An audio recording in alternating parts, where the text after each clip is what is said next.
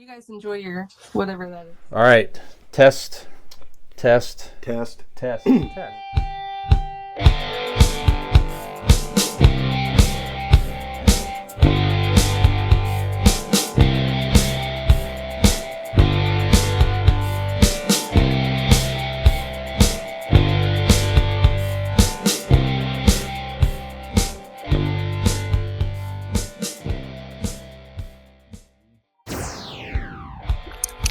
Welcome back to Convincing Idiots.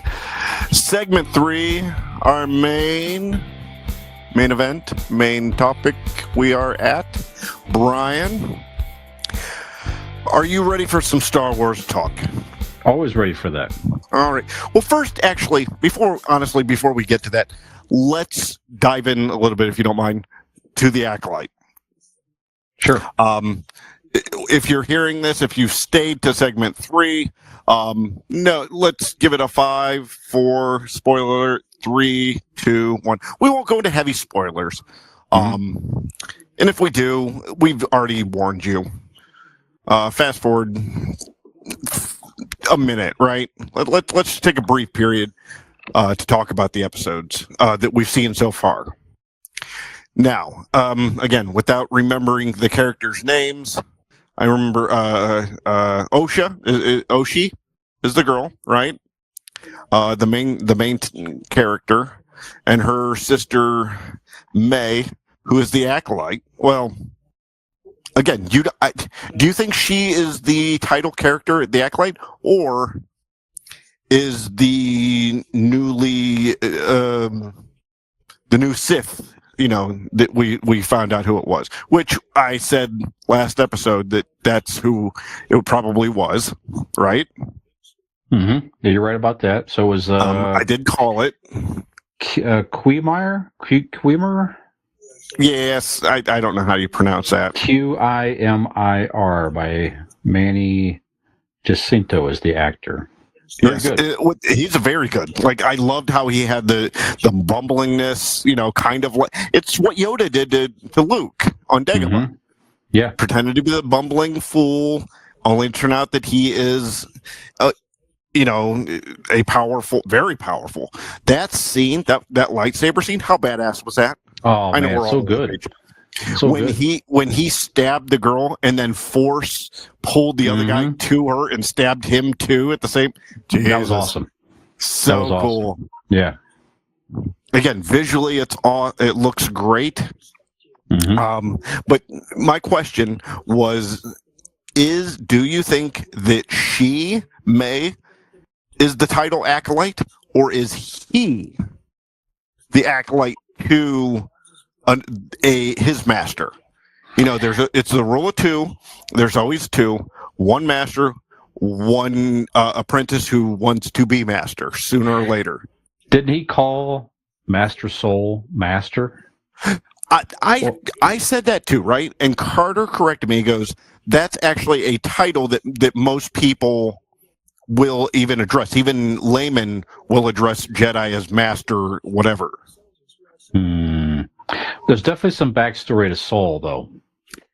Like, was he practicing on the dark side and became a Jedi? Is he battling the dark side? There's something more there for sure. Something there, but yeah. Regardless, I love the idea that you're vested in these characters that aren't, regular or prequel or sequel Skywalker characters. They're new. They're fresh. I know people were up in arms about there being a lesbian couple. They're upset that there's another female main character. When it comes down to it, all of you can just eat shit. Come on, just enjoy that we have more Star Wars. Right. If it's not your cup of tea, like The Last Jedi wasn't mine, watch it and then move on. Yeah, some of these super nerds will be lucky to, see a boob. You know what I'm saying? So just relax, enjoy. It's a strong female character on the screen. Just cool off. Relax, man. It's just insane. Or to get that worked up over a product. I mean, again, maybe I'm going to lose my nerd card on this, but I just don't have the time or energy to get that worked up. I love discussing and debating, but to get that, some of these actors and some of these people at Lucasfilms were getting death threats. Like, people were sending them death threats because of this. Some idiot on the internet is going to throw a funeral for Star Wars, like, in the next coming weeks. Again, I kind of get that because it's for clicks and he's going to monetize it. So, whatever, good on him. If you can be a troll and make money, whatever. But the death threats, the illegality of certain people for a TV show or a comic book or movie is insane. Don't you have something better to do, like storm a Capitol or something? Relax, everybody. Right. Exactly. Good Lord. Right. It's all just entertainment at the end of the day. That's what it's meant to do. Just like what this show should have been. Entertainment. Right. Didn't turn out that way, but, that was the original intent, I think. Yeah. We have gotten some reviews. Not for me. That's okay. It's pretty good.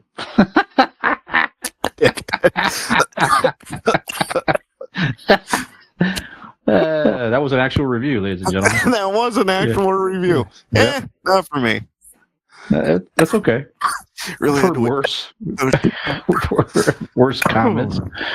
Well, all right. We keep Star Wars in perspective, I think. We do. Yeah. We do. And what made me come to this question, Brian, was watching this new Star Wars and watching some of the cool ass people in the background or in the foreground, but like not the main characters. You're like, wow, I'd like to know more about that guy or that guy. Which some of these characters you do in books or video games or whatnot. But we all love Star Wars, the entirety, the main characters and the not so main characters. So I want to know, Brian, what is your Mount Rushmore of non-main characters? Well, let's call B character sounds mean, right? So how about sub characters? How do you? What's a nice way to put this? No, I think you're right. I mean, when you say the main characters of Star Wars, I kind of think of the prominent, Han, Leia, Chewbacca, Luke, Obi-Wan, the Mandalorian Rey. Now. Yeah, that type of stuff. Right. And now with the new TV show, and this might mess up your list, I don't know, but Boba Fett was the main character in a TV show. Yeah, I don't consider that. Okay. Yeah. All right. Again, these are your lists, and if you're listening and you're putting your list together, it's your list too. But, I mean, if your list is your list, who are we to argue with it? I mean, we're idiots when it comes down to it. So, your Mount Rushmore of B characters or lesser characters. All right, however you want to put it. Sure. All right. So, actually, do you have number one in your list? Doesn't need to be in order. Just. I will honor my shirt that Allie got for me. It's a Mos Eisley. You're gonna make me switch these up. Cantina shirt, and it's advertised. It's saying it's advertised in the cantina, but it mentions the band, and it has I think there's one of the aliens on here too, if I'm not mistaken, at the bottom of the shirt. Yeah, it's down here. You can't see it on camera, but so the you pointed this out. I don't know if they actually had a name, but it's Figrin Dan and the Modal Nodes, otherwise known as the Cantina Band in the original Star Wars movie. Those guys, it was a very cool. That was a brilliant scene. That was they set the tone for the Cantina bar, and just really, you got to see in one room all these very interesting beings from all over the galaxy were all there in this bar hanging out, just like a lot of people at a bar, and there were the entertainment band. The music was, matter of fact, again, the ring, my ringtone, my standard ringtone on my phone right now is the Cantina Band theme song, which you're a Star Wars fan, you certainly know that. But they had a very cool look, the aliens with the big heads and all that. They playing instruments. Just a very, I always love seeing the Cantina Band. And iconic. So I mean, if you go about and ask, 100 people on the streets, that's, and you actually don't even play them to them, if you hum them that tune or do and I would say 3 out of 4 of them would go, that's Star Wars. They might not get, say that it's Cantina or the name or whatever, but they know that tune to Star Wars. That's how iconic that is. That's it. There you go. Number one. Number one. But first one on my list, I should say. First one on your list. Okay. List. Yeah. Mm-hmm. All right. My first on my list is, started out as a kind of a background character, and throughout different time periods and series, she has become, you kind of get more of her and her more understanding and how prominent she was. I'm going with Mon Mothma. That's a very good one. Yes. Mon Mothma was, the leader of the Rebel Alliance. She was she was a senator in the Galactic Republic or whatnot. Mm-hmm. And, she had, with all of these new movies and series that are coming out, you get to see just how cunning and powerful she actually was, and what all went into her, not just leading these small briefings before battles. She was actually quite important in the Rebel Alliance. So Mon Mothma is the first one on my list. Very good. Excellent choice. Allie reminded me of this character today as one of her favorites. And I'm like, you know what? I like that character too. So I put him on my list from the Mandalorian Season 1. Was it Kuil? Ooh, that. Yeah. Voiced by the great Nick Nolte. It was the I Have Spoken. Yes. I Have Spoken guy. Just like, man, it was just a cool, it was like a moisture farmer or something like that he was, or something like that. But certainly very cool character. And it was unfortunate they killed him off and everything, but just heroic and really helped out the Mandalorian. That's it. And again, Nick Nolte's voice coming out, little teeny character, was fantastic. Right. Absolutely. Yeah, very good. I forgot about him. Yeah. Yeah. Good call. Yeah. All right.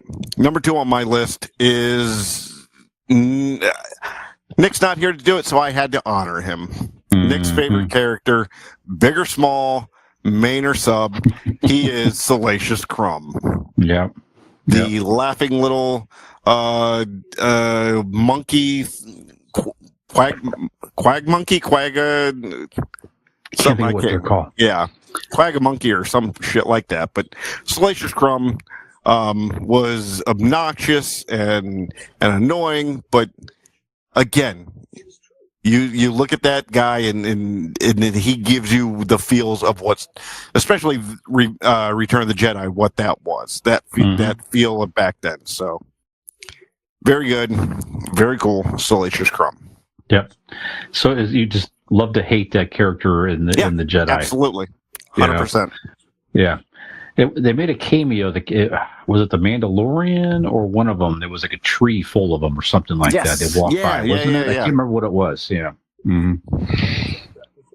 Very good one. Another one from the Mandalorian, Dean, the Armorer. Very cool character. Good. So she's like the leader of the Mandalorians. Just the wisdom, super cool look. And then just the whole scenes where she fashions the makes the armor, or he takes something and melts it down and makes something else. Like Yep. just so cool. Wise and Yes. and the poise Strong. to her. Yeah. Knows the way. Teaches. Never broke from it.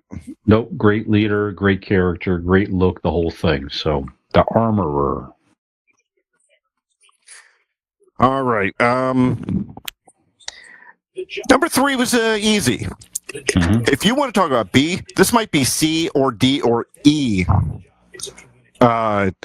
character in Star Wars. Mm-hmm. It was in the Revenge of the Sith. He was Chairman Papanodia.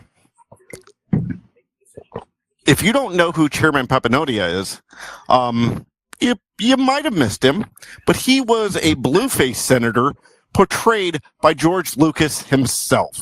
And that, sir, is why he should be on the list, because it's George Lucas finally getting to be in his creation on camera. It was very brief. He was kind of the background, the camera got close, but essentially in the background. But just because it was George Lucas in Star Wars itself, that's why Chairman Papanodia is on my list as number 3. Is that the same scene? Weren't his kids also blue aliens? Probably, yeah, well? I think so. And the same something scene, like perhaps? that. Yeah. Okay.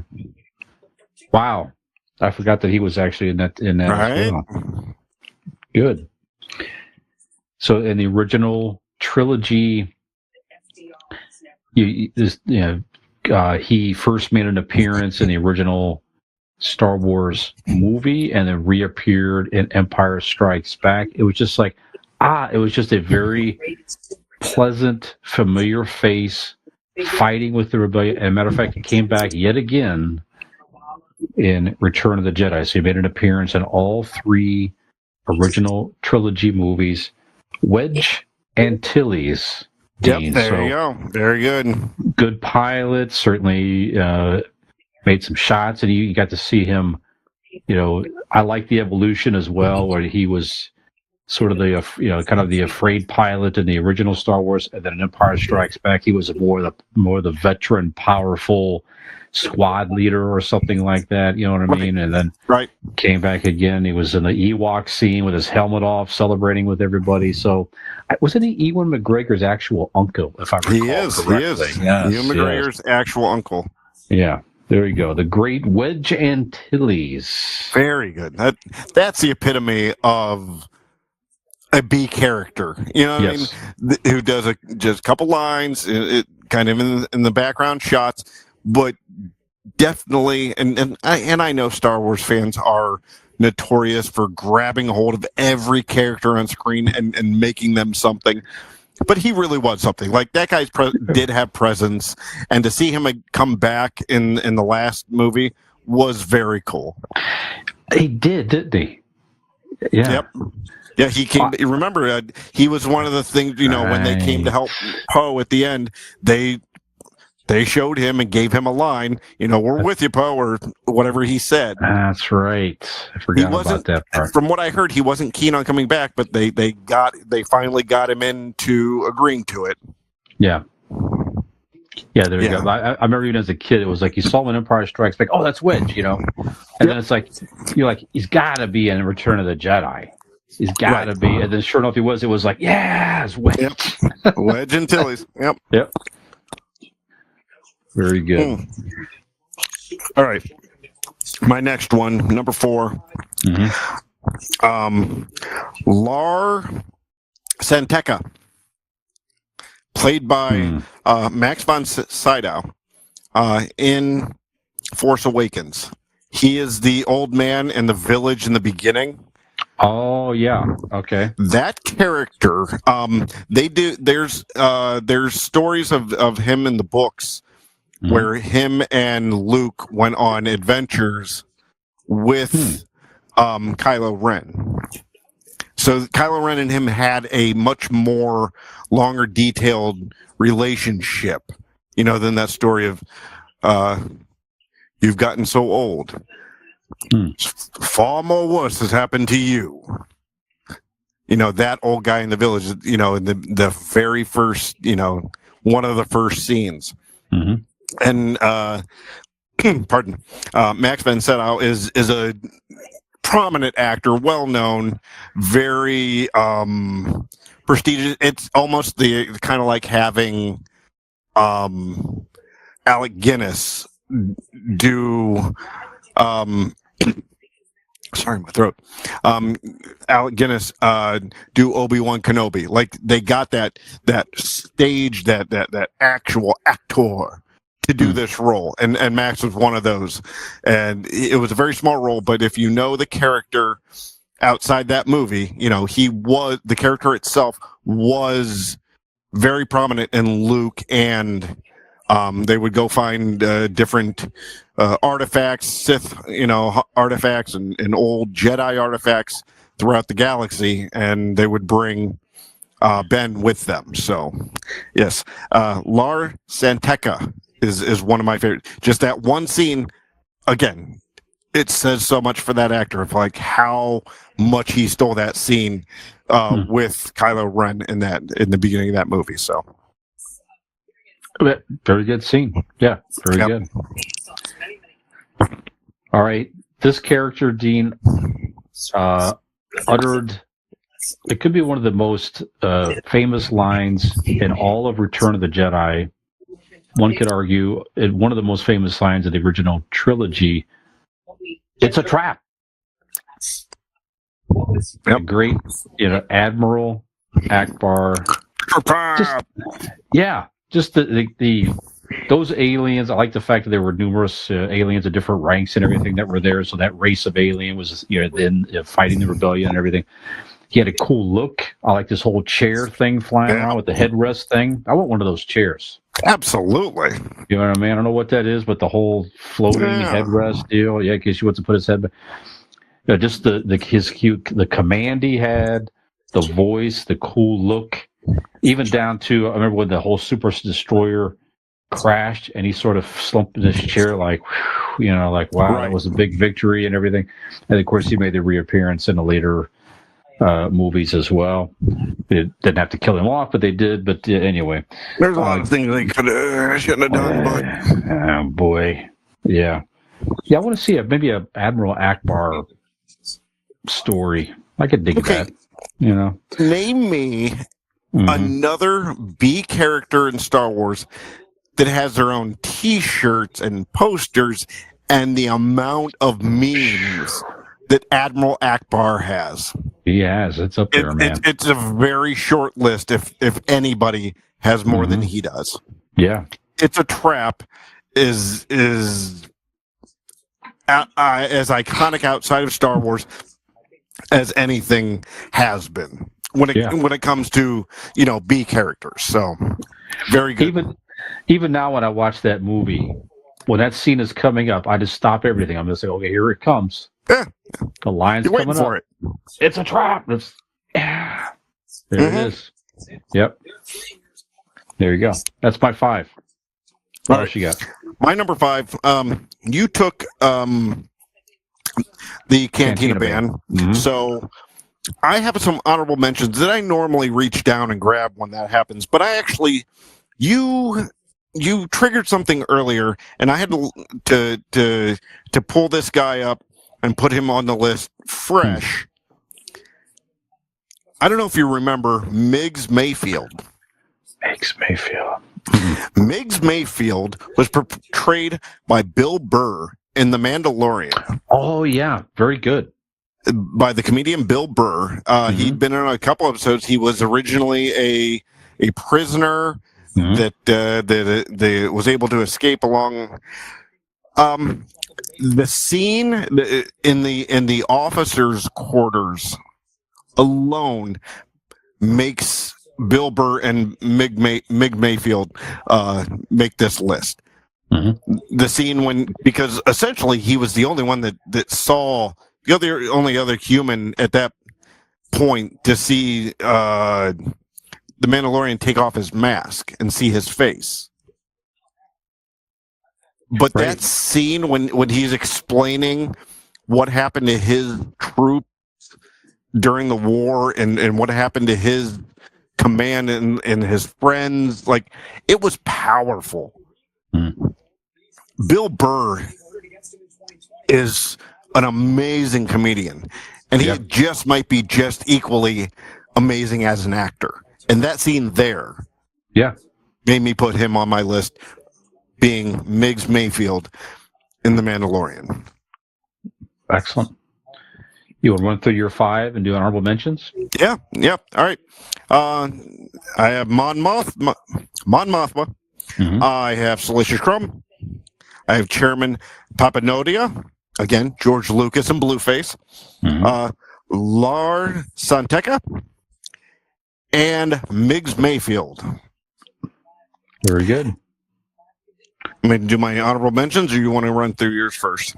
Let me do my 5, then we can go honorable mentions. How about that? Absolutely. So Kuiil from The Mandalorian Season 1. This is the I Have Spoken guy, the Armorer, and the Mandalorian, the leader of the Mandalorians. The Cantina Band, of course. Wedge Antilles, and Admiral Akbar. So many to choose from. It wasn't an easy choice. No, not at all. It was a fun list, though. Good idea. Yep. So, who do you have honorable mentions? So you want to go back and forth? You want to run through your list? Let's go back and forth. Just bounce back and forth. We got time. Sure. Yep. All right. One of the great Jedis himself, Kit Fisto. Green guy with the long tentacles. Oh yeah. One of Carter's favorite Jedis through the prequels and some of the cartoons. So Kit Fisto.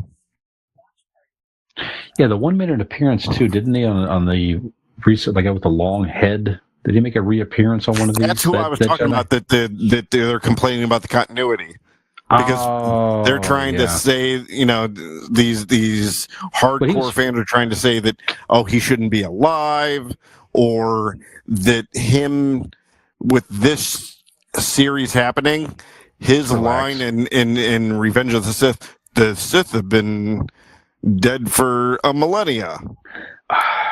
He shouldn't know that if this is a thing, right? Okay. But again, the story's not over. Let it finish. Relax, super nerds. Yeah. Right. They'll feed you, baby bird. Relax. Yeah. So, the great Peter Cushing, Grand Moff Tarkin in the original Star Wars. How about that? So, he was more of a... See, this is what's going to happen. We're going to listen to these honorable mentions and go, God damn it, I want to change my list. Put Peter Cushing should be on my fucking original list. Just you're right. We all know he only lasted the one movie, but he was a powerful screen presence. He had the super great accent. He acted his ass off in that role. Yeah, and again, one of those that they took an actor and put him in this role. Of course, it was super cool that eventually, of course, they had Christopher Lee as a prominent role, his best friend, as Dooku. Yes, in the prequels, he was also great. Maybe he's on your list. I don't know, but still. See, I didn't because I kind of put him as a main character in my mind in the prequels. That's why I didn't include him, because he's kind of is one of the in the second one. He's the bad, you know what I mean? So that's why I didn't include him. That's true. But who I grab off talking about? Yeah, in our moment of triumph, right, just confidence and charming to the last. Right, so good, good. God damn it! All right, I'm going to go with another Jedi, Plo Koon. Plo Koon was in the sequels or the prequels. He had the mask, again, kind of like an alien head, but the mask and like the red kind of goggles. There was a type. His species was in the newest episode of The Acolyte, who, spoiler alert, didn't make it. But Plo Koon, again, one of Carter's favorites. So I'm paying respects to Carter's two favorite Jedi, Plo Koon and Kit Fisto. That's never easy to say. No. So Yep, he's the next one on my list. I've got R5D4 on my list. R5D4 was the red R2 unit. It always had a cool look to him, but in the original Star Wars, he was the R2 unit that was first selected by Owen. It had the bad motivator that conked out, which allowed C-3PO to get R2D2 in there. So if R5D4 did not conk out there, then we could have a whole different storyline. And they brought him back in I can't remember which series it was now. It was one of them. Mandalorian or one of the series they brought back. Yeah, because what's her name had it? The woman who keeps helping fix stuff for him. Maybe that's it. Yeah, that's right. That's right. He's there. So very cool. There we go. I implore you, Brian, please. I don't know how much you get to read in these days. Then go buy the audiobook on Audible. From a certain point of view. So from a certain point of view. Okay. There's a story and it explains why he blew up. Okay. They say he was like force. Did you say he was like force sensitive? And he blew himself he up wasn't. Or something?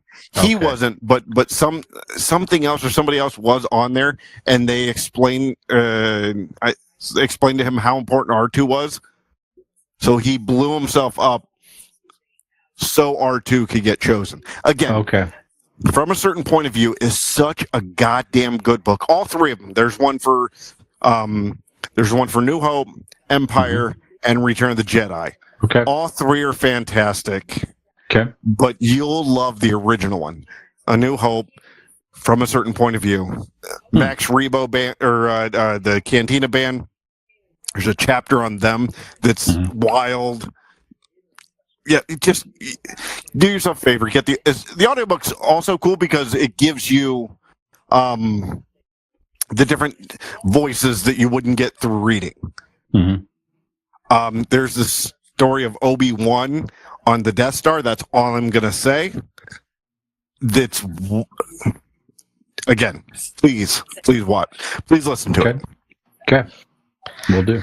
All right. So my next one is, this is easy. It's Lobot. Lando Calrissian's bald, headgeared, servant or android, nobody knows what he was. His name was Lobot. I had the action figure. Out of all the B characters, I had a Lobot action figure. Wow! As a kid. Yeah, it's not an original release. It's first line series. Wasn't. But I sure did have Lobot. Was it on his wrist? Watch. Yeah, did it, and then and then it lit his head up, and he woke up. It's just he was an android. He wore the first Apple Watches. People don't realize that. He did. Mm-hmm. And one button he had a Lobot app. Ooh, there's what we need to do. AI fights. Androids against androids. Okay, I like that. Lobot against Jarvis. There you go. I just love the one scene. In The Empire Strikes Back, where Lobot, I don't know if he's sleeping or he's resting or he's turned off. Well, you don't know if he's a human or a robot. Yeah, and so his eyes are shut and it's dark around him. And then Lando hits something, and then it lights up, and his eyes it opens. Like, who didn't want a Lobot? Lobot was great. Yeah. See, I'm second guessing. I think Lobot should have been. We're gonna get a fucking Lobot device on Nick. Wake him up on Thursdays. Beep bop beep beep. Yeah, get his ass. Yeah. Time to do the podcast, Nick. Yep. Very good. That's a good one. Let's see. I've got. I have a robot as well. How about K2SO? Oh yeah. From Rogue One. He was it was the Imperial robot that they reprogrammed or something to be good. Man, just a cool look, great character. I haven't watched that movie in a while, but that character stuck with me after that movie for sure. So just an interesting character. I love it. Yeah, go ahead. Well, the humanity they put into him, you know what I mean? Like the jokes and he gave kind of a. I mean, Anthony Daniels gave a kind of like the Butler performance, right? Mm-hmm. Yes. And I don't know if Alan Tudyk. Yes, that's right. Did the voice for him, and he's done many different voices through Star Wars, I believe. Also, if you don't know who he is, the audience, not you, Brian. He is the alien in Resident Alien on Sci-Fi. Okay. So Alan Tudyk did that voice. He's done a lot of different voices. Firefly, I think he was in also. But yeah, Alan Tudyk gave such a. It was definitely a human performance in the robot, if that makes sense. Yep. You definitely you felt like shitty when he died. You know what I mean? When they're getting blown up and trying to make it back to the ship. Yeah, I give you something what they can do, in Star Wars for these smaller roles. Yeah, for sure. Yeah, there's not many robot characters in general that when you felt, but certainly C-3PO and R2-D2 were definitely humanized in many respects just for what they did and their heroics and all that. But that, like you say, that was another one. But that was C-3PO when he was blasted and blown apart, it was more of like, oh shit, what happened? K2SO is getting shot and slowly blown up like a goddamn scene in Platoon. You're just going, oh god, oh shit, oh no, oh come on, why would you? You know what I mean? Like, it's wild. Great choice. Thank you. All right, I had Admiral Akbar. Captain Phasma. Good one. Should have been a main character. Yeah, they kind of fucked her over there, but they did. Very good character. Yep.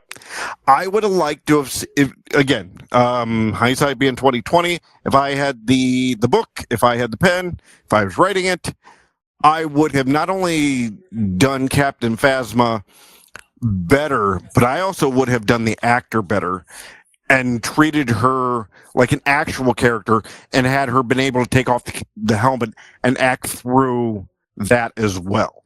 Put the helmet on to be the badass, but the woman, I apologize, she was in Game of Thrones, I believe. The actor. She was the ancient one in the Doctor Strange movies. Yes.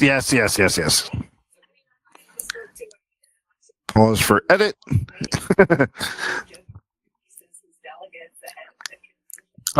Gwendolyn Christie.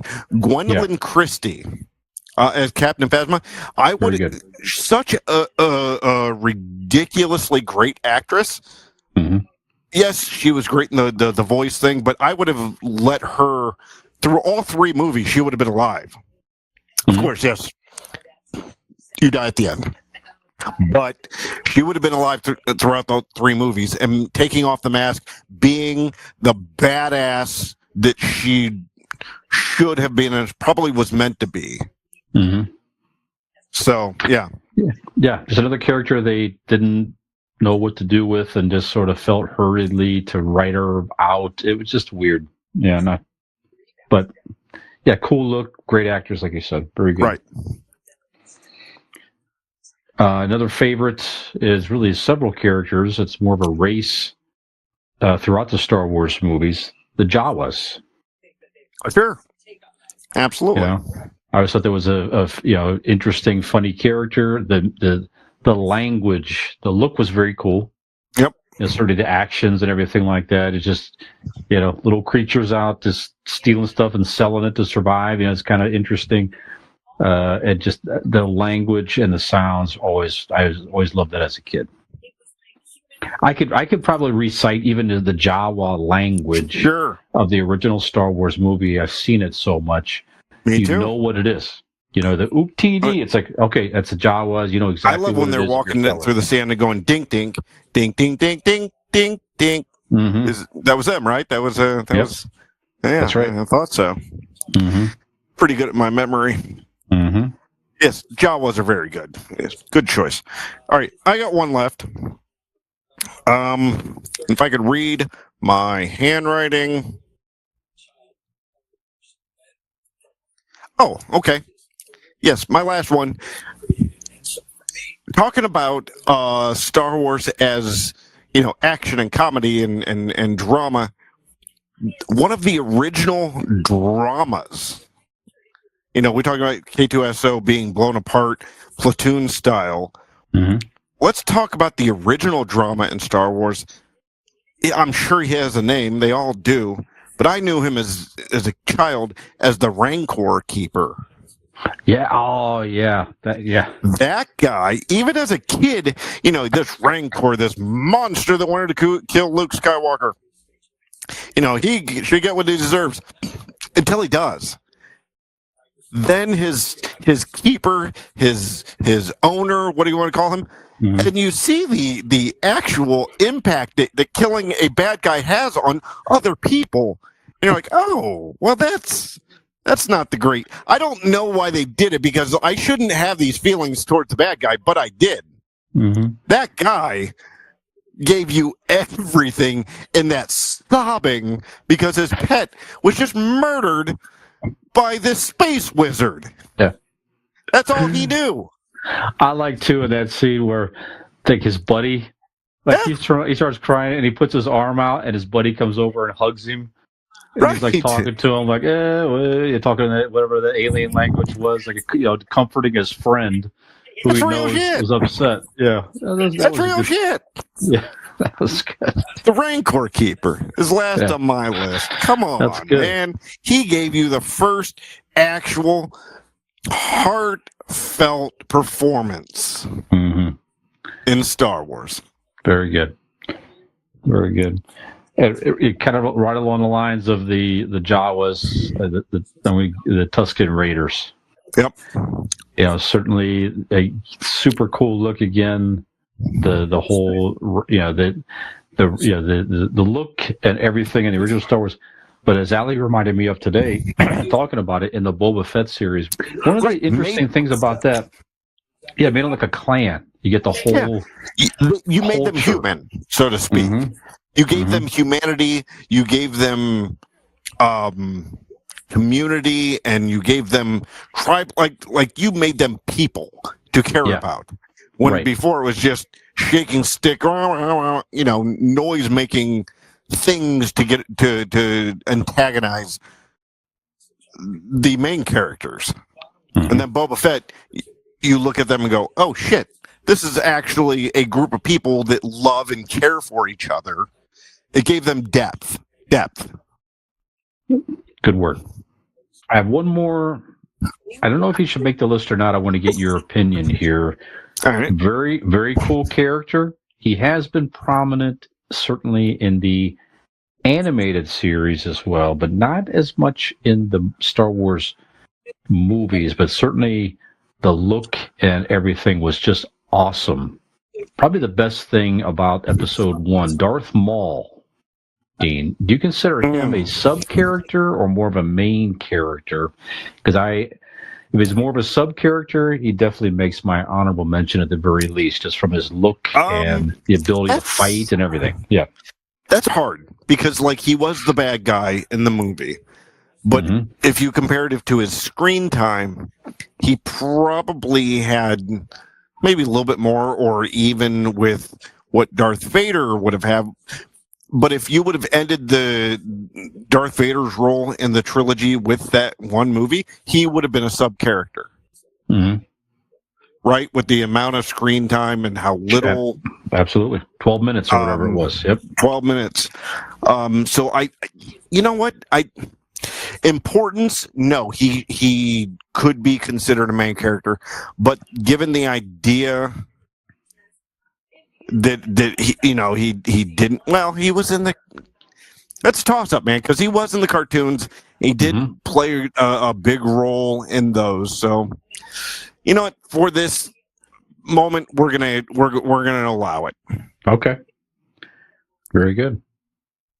Just because Darth anytime Maul, we can appreciate and mention Maul, why not? Yeah.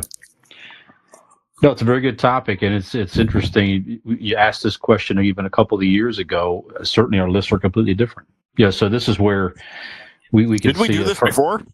No, I'm just saying that just the fact of just all the characters that we added from the TV series on Disney. Oh, correct. You know, our list would have been completely different if we only had the original movies and/or animated series that we were thinking of here. So, right, yeah. So, kudos to Disney and Plus and coming out with these series and giving us so many great side characters. Absolutely, I had 2 on my list just from that alone. Yeah, You could have had the Carl Weathers character. There's plenty of great sub characters in the Mandalorian series for sure. They could have made that list, So absolutely, yeah. Sub characters, Brian. Mm-hmm. We would be the main characters, right? Though, like in our world, we're always the main characters. Well, in the podcast world, we're sub characters. Very sub characters. Yeah, but who's never a sub character? Who? You know who's a main character? Aaron Blake with Blake Insurance. Main character of savings. That's right. Because let me tell you, Blake Insurance is an Erie insurance agency located right here in Barberton, Ohio. They provide auto, home, renters, and business insurance with honesty, decency, and affordability. Mm-hmm. Brian, Erie Insurance is above all else in service. You want to call 234-571-5359 or visit Blake Insurance LLC for your free, that's right, free 5-minute quote today. And when you do, tell them that the sub-characters of Convincing Idiots sent you. Excellent. And some of the main characters in Wadsworth, Ohio these days, Dean, are our friends at Golden Heart Tattoos. Maybe you want to get yourself a Darth Maul tattoo and have a debate with Scott if Darth Maul is a main character or a sub-character. You probably have a very good conversation while you get a tattoo. And to do that, give them a call. I'm going to get Admiral Akbar tattooed right here, and it's going to say it's a trap. I like it. Get it? Trapezoid. It's a trap. That's funny. I thought you were going to say you get one on your ass. Thank you.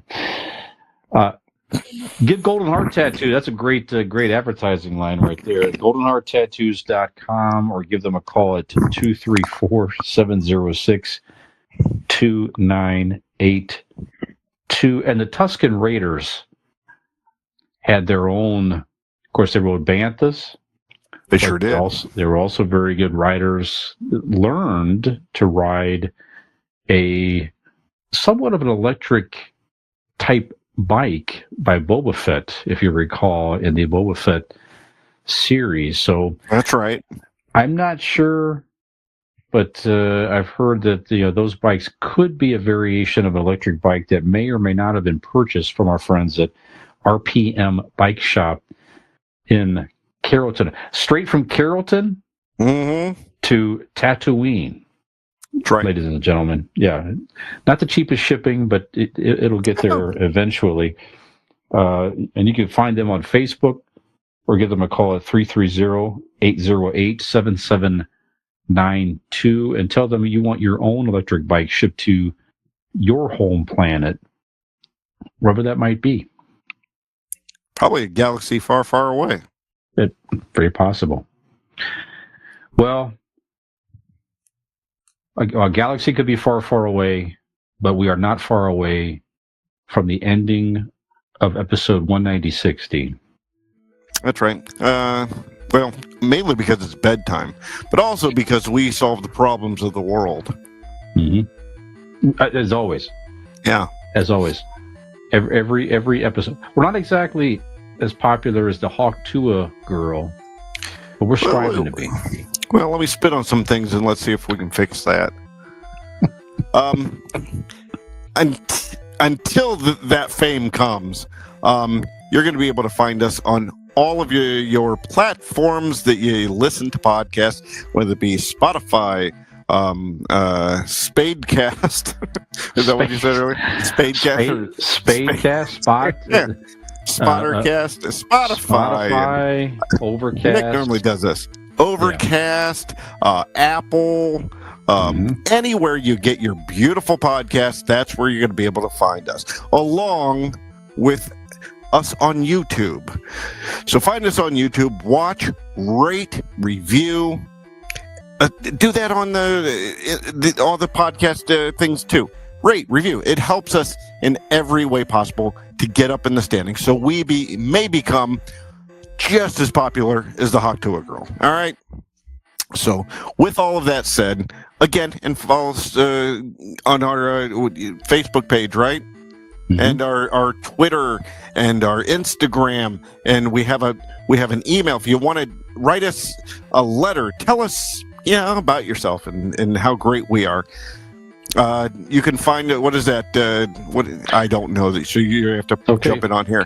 ConvincingIdiots@gmail.com. You can also find gmail.com. That's right. So you can find links to that on our Linktree website and Facebook page as well.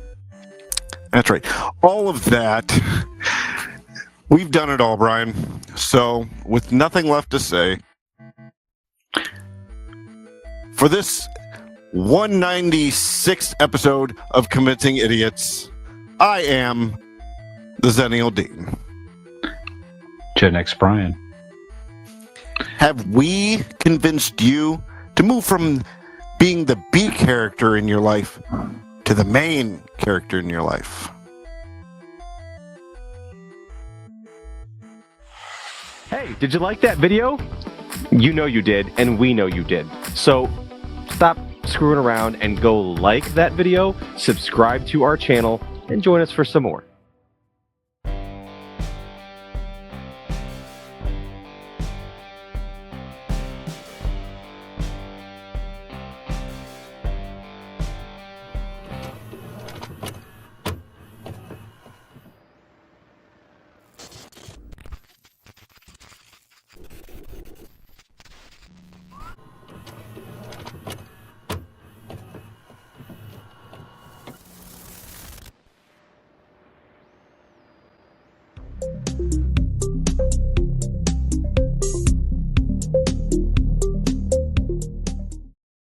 Ham gravy.